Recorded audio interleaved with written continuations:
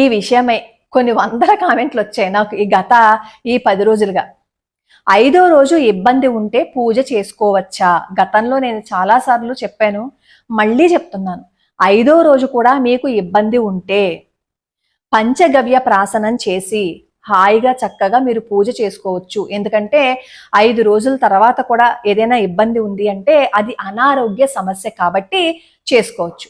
మళ్ళీ ఇదే సమస్య 10 రోజులు దాటిన తర్వాత కూడా ఉందనుకోండి, 10 రోజులు దాటితే మళ్ళీ పూజ చెయ్యొద్దు అంటారు.